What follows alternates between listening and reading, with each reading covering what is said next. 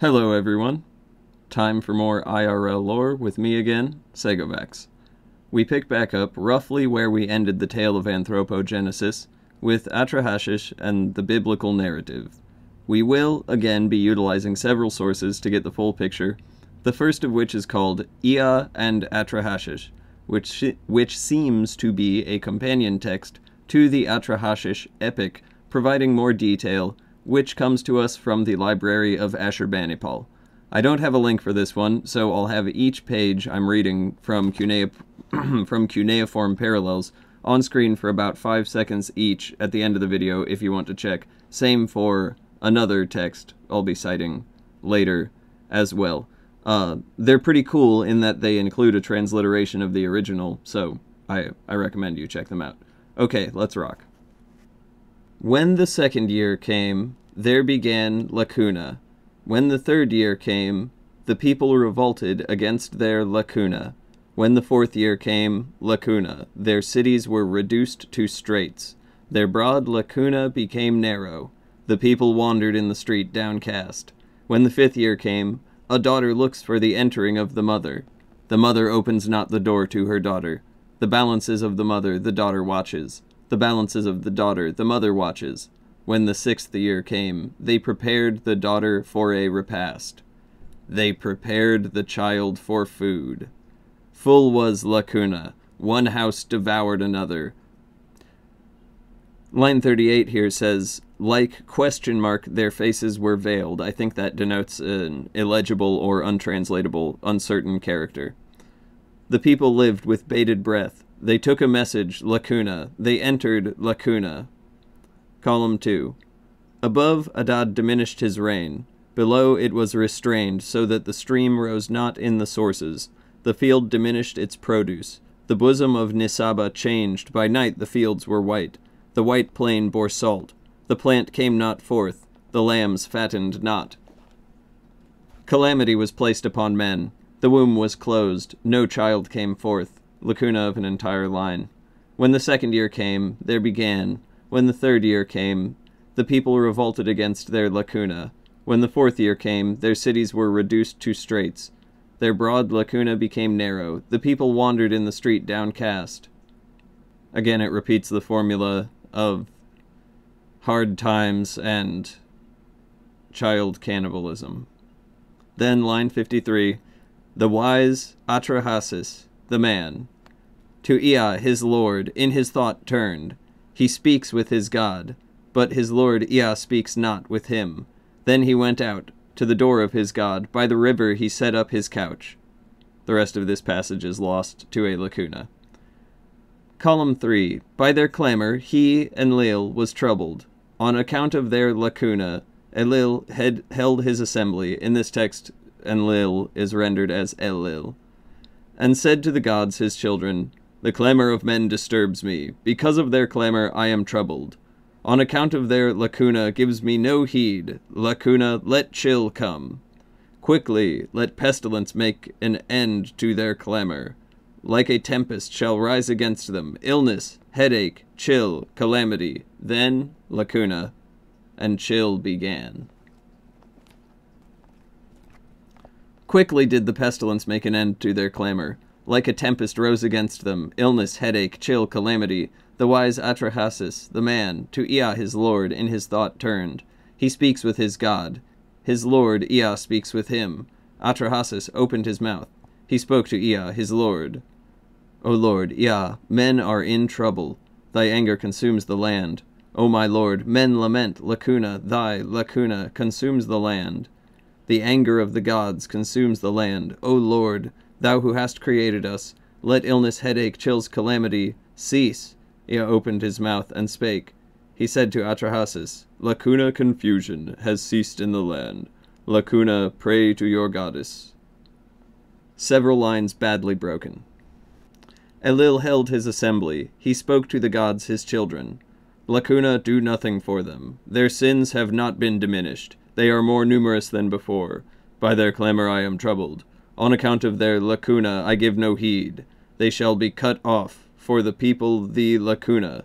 In their belly vegetables shall be wanting. Above Hadad shall diminish his reign. Below shall be obstructed the flood, that it rise not in the source. The field shall diminish its produce. The bosom of Nisaba shall be changed. By night the fields shall be white. The wide field shall bear salt. Her bosom shall disappear. The plant shall not come forth. Lambs shall not fatten. Calamity shall be placed upon men. Let the womb be closed. Let it bring forth no little one. Then there was cut off for the people the lacuna. In their belly vegetables were wanting. Above, Adad diminished his rain. Below, obstructed was the flood, that it rose not in the source. The field diminished its produce. The bosom of Nisaba changed. By night the fields became white. The wide field bore salt. Its bosom disappeared.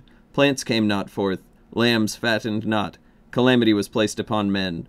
The womb was closed. It suffered not a child to come forth. A passage here is missing. Column 4. Lacuna, says Ea. An incantation. Lacuna, an incantation he shall cause her to recite. She recited an incantation. After she had recited the incantation, she spat upon the clay. 14 pieces she pinched off. 7 pieces she placed on the right. 7 pieces she placed on the left. Between them she placed a brick. Lacuna, the nostrils she opened for it. Then she called the wise, the instructed, 7 and 7 mothers, 7 formed males, 7 formed females. The mother, creator of destiny, finished them. She finished them before her. The figures of men Mami formed. You may notice at the end there it seems to call back to the anthropogenesis text, with Ea and a female god pinching off clay to make man again. 7 this time. I'm not sure why. Aren't the 7 sages surviving a flood an element of Sanatan Dharma? Hinduism, whatever you call it? Whatever the case, I kind of just let it run there because it gives a lot of good detail that seems to corroborate the biblical narrative in Genesis chapter 5, verse 29, when Lamech named Noah, saying, "This same shall comfort us concerning our work and toil of our hands, because of the ground which the Lord hath cursed." So, around Noah's time, stuff was getting bad. We see hardships and violence that God laments in the biblical tale. But here is where we encounter a difference. The other motivation for sending the flood. That of these Nephilim, giants, men of renown who are mentioned in the early verses of Genesis chapter 6 as cohabitating with the daughters of Terran humans, and the Lord God's displeasure at it. The Lord God is quite clear. He objects to the violence and to the non-persistence of his spirit, how flesh has corrupted his ways upon the earth. What is being communicated there? Could this be the problem of going native, so to speak, which I've made mention of before, and we will see again? Possibly. What can't be ignored is the generational element. These Nephilim are interbreeding with the daughters of man, and thus the Lord God's Spirit is weakening. His heavenly ways are being corrupted by earthling flesh.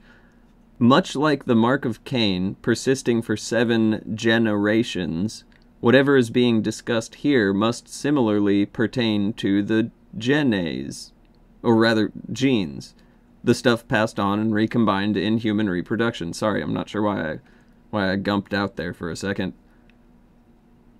And if we can do that, reproduce together, doesn't that make us the same species? Or at least very similar subspecies? Us, Homo sapiens Terrans, them, Homo sapiens Nibiruans?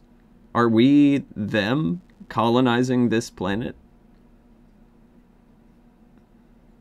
There's a reason many people cite these passages as their Giorgio Tsoukalos moment. Anyway, the question is, why the difference? Why does this detail show up in the Levantine Chronicle while it's absent in the Mesopotamian one? I have a theory. This anger at the gods getting that primate tussie was some high-level mystery that only the Sumerian priest class may have been inducted into. I mean, it is hard to explain, and maybe wasn't recorded very well, or the records didn't survive.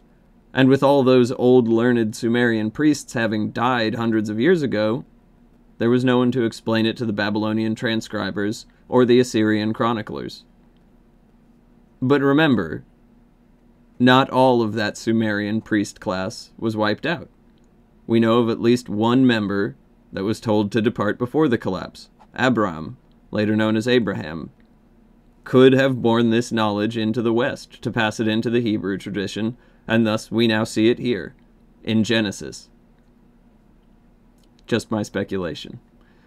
Anyway, we return to the primary sources by picking up with the Atrahasis epic right where we left off with it at its end in the Anthropogenesis video, with Enki explaining Enlil's dire plans for the black-headed people. Already this story makes more sense than the biblical one. In the Bible, the Lord God says, "Wow, everything sucks, I'm gonna kill it all." Then, in the very next line is all, "But actually I really like this Noah guy and also a whole bunch of stuff, so let's, save all of that."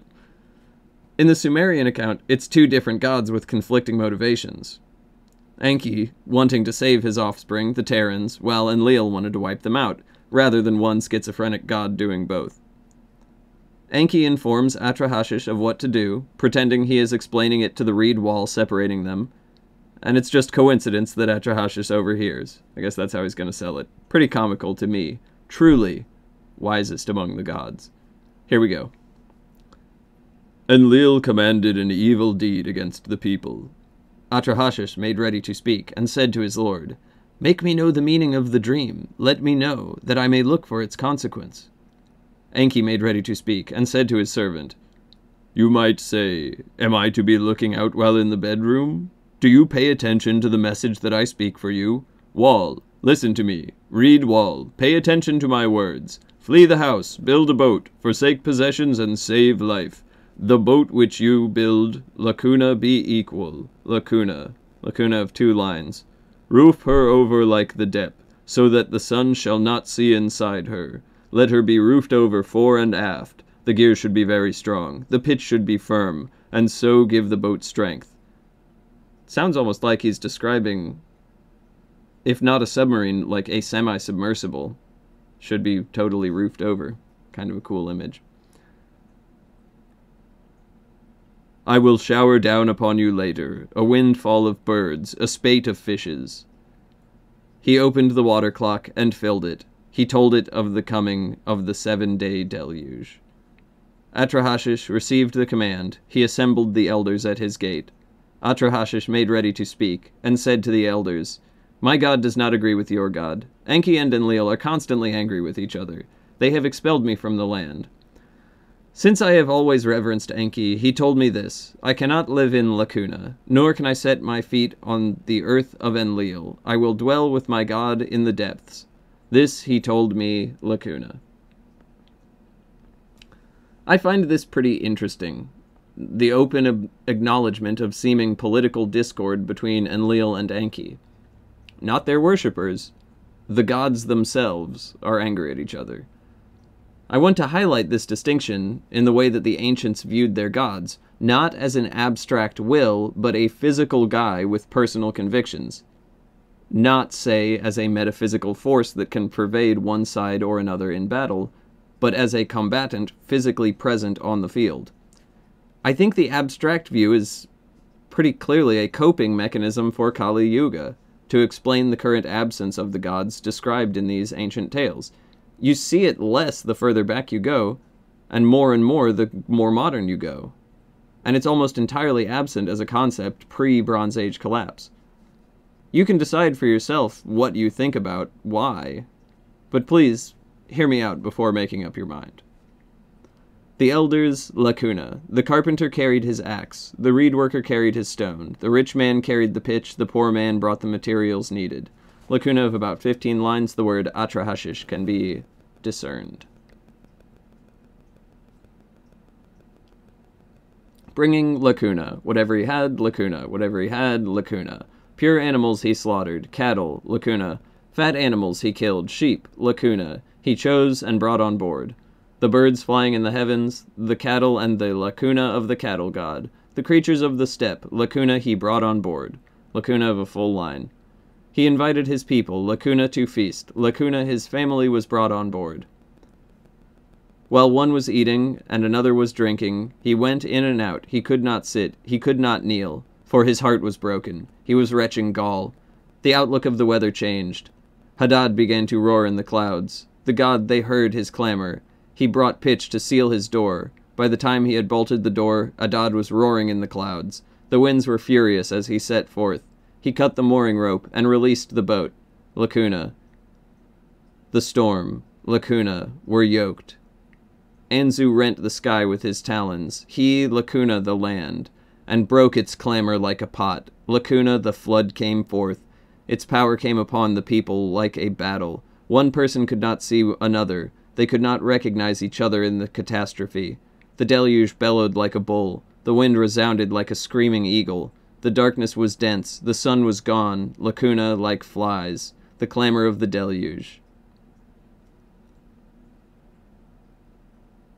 This next passage, I'm not sure what to make of it. It almost seems to be describing the hardships from just before the deluge, but the tenses make it sound like after. Regardless, here it is. Enki made ready to speak, and said to Nintu, the birth goddess, "You, birth goddess, creatress of destinies, establish death for all peoples. Now then, let there be a third woman among the people. Among the people are the woman who has borne, and the woman who has not borne. Let there be also among the people the Pasitu, she-demon. Let her snatch the baby from the lap who bore it, and establish high priestesses and priestesses. Let them be taboo, and so cut down childbirth."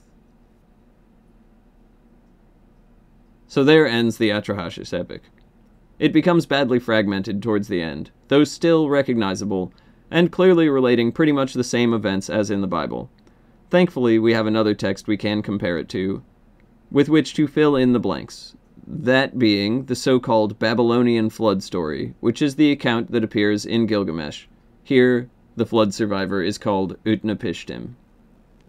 Utnapishtim spoke to Gilgamesh. "I will reveal to thee, O Gilgamesh, the hidden word, and the decision of the gods will I announce to thee. Shurippak, a city which thou knowest, which lies on the bank of the Euphrates. That city was very old, and the heart of the gods within it drove them to send a flood. The great gods, Lacuna, their father Anu, their counselor, the warrior Enlil, their messenger Ninib, their prince Ennugi, the lord of wisdom Ea, counseled with them, and repeated their word to the reed hut. O reed hut, O wall, wall, O reed hut, hearken, O wall, attend. O man of Shurippak, son of Ubaratutu, pull down thy house, build a ship, leave thy possessions. Take thought for thy life, thy property abandon, save thy life.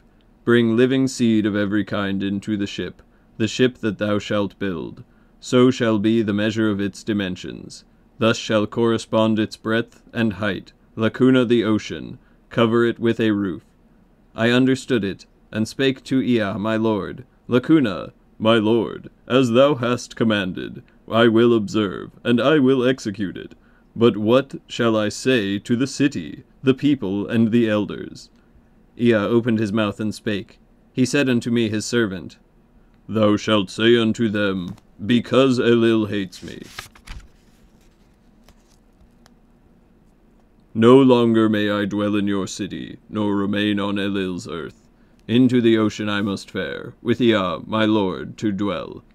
Upon you will he then rain fullness, a catch of birds, a catch of fish, Lacuna rich harvest. A time has Shamash appointed. On an evening the senders of rain shall rain upon you a mighty rainstorm, as soon as the morning glow appeared.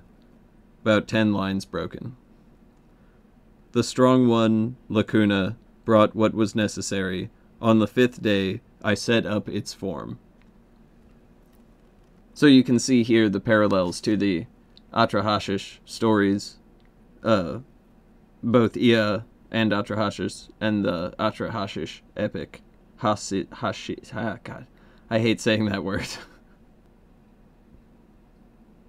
As we progress, the parallels will continue, and they will become more obvious. The parallels with the biblical account will become more obvious as we go on as well.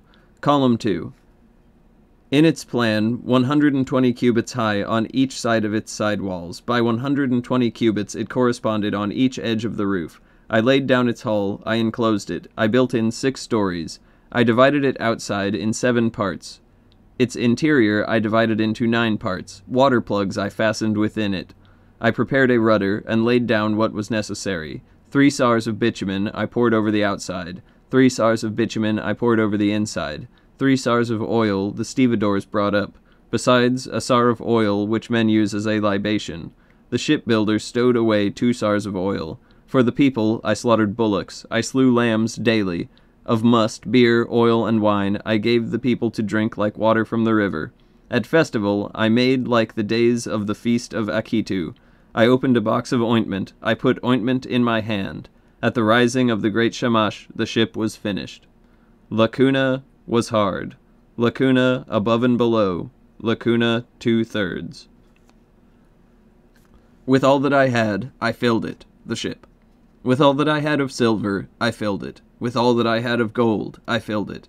With all that I had of living things, I filled it. I brought up into the ship my family and household, the cattle of the field, the beasts of the field, craftsmen, all of them I brought in.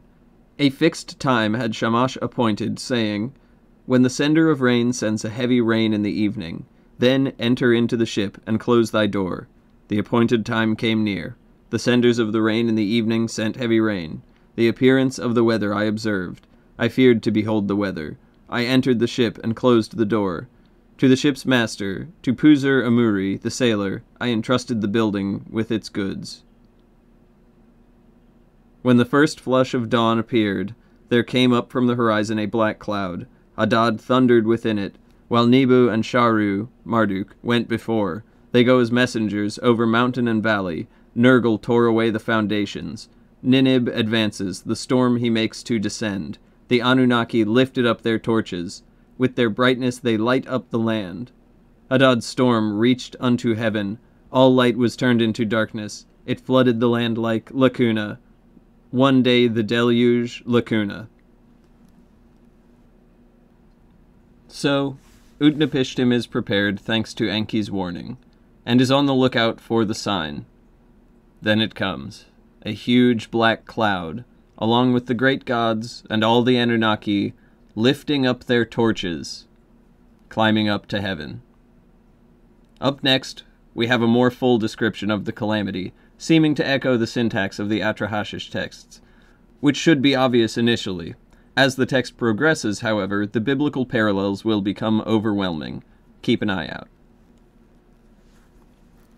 Column 3. Raged high, the waters covered the mountains. Like a besom of destruction, they brought it upon men. No man beheld his fellow. No more were men recognized in heaven.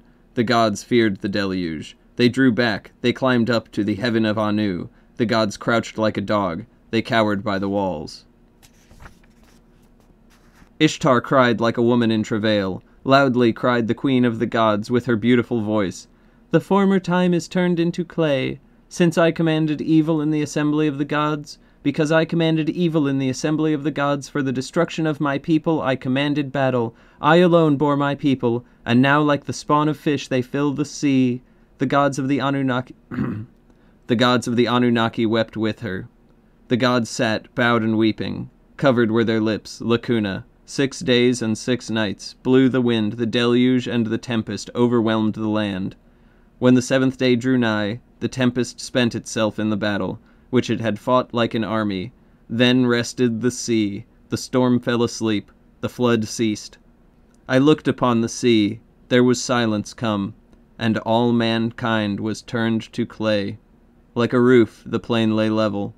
I opened the window, and the light fell upon my face. I bowed. I sat. I wept. And over my face ran my tears. I looked in all directions. Terrible was the sea. After 12 days, an island arose. To the land of Nisir the ship had made its way.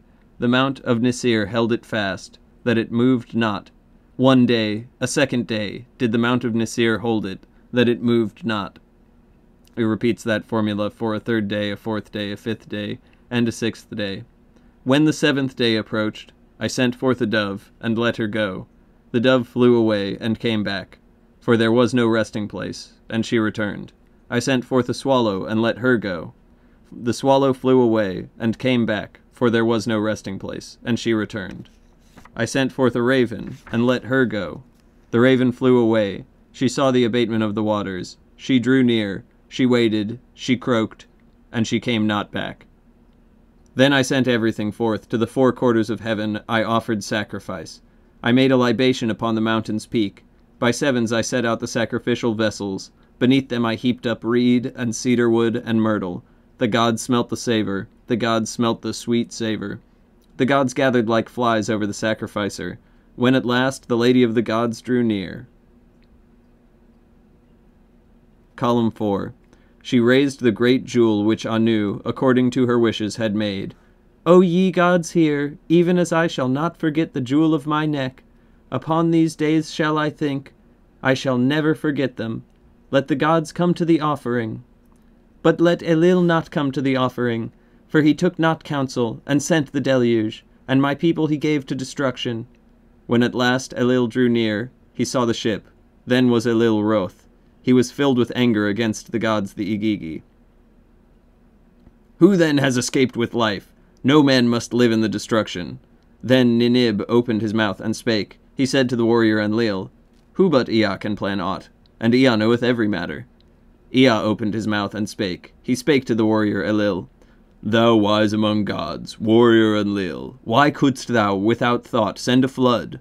On the sinner lay his sin, on the slanderer lay his slander. Forbear, let not all be destroyed. Have mercy, that men not be destroyed. Instead of sending a deluge, had a lion come, and mankind lessened. Instead of sending a deluge, had a wolf come, and mankind lessened. Instead of sending a deluge, had famine come, and the land... Lacuna. Instead of thy sending a deluge, had Ira come, and mankind slain. I have not divulged the decision of the great gods. I made Atrahasis see a dream, so that he discovered the secret of the gods. Now take counsel for him. Ea went up into the ship. He took my hand and brought me forth. He brought forth my wife, and made her kneel at my side. He turned us toward each other. He stood between us. He blessed us. Formerly Utnapishtim was only a man, but now let Utnapishtim and his wife be like the gods, even us. Let Utnapishtim dwell afar off at the mouth of the rivers. They took me, and afar off at the mouth of the rivers they made me to dwell. So there we have it, the Near Eastern flood myth as accurately as I could reconstruct it. Now let's analyze the ending and talk consequences. It seems the gods were quite shaken by the flood, hungry and desperate even. They smell the savor, a line echoed in Genesis 8:21, at Noah's cookout of heaven and earth. Ea convinces Enlil humanity should survive, and peace is made. Now we must again fall back to Genesis to fill in the remaining elements of the story, where we come to chapter 9, when the Lord God makes a covenant with Noah.